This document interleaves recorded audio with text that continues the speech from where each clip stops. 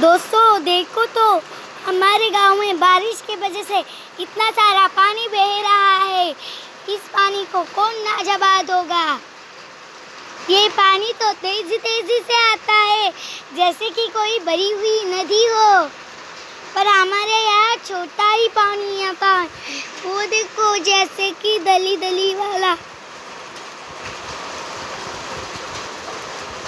इथून त्या पडगीतून जोरात पाणी निघते, तसं की कोणती छोटीशी ओहोळ लई तर नदी छोटी झाले, तिच्यात पाणी कमी आहे असं झालंय सगळं.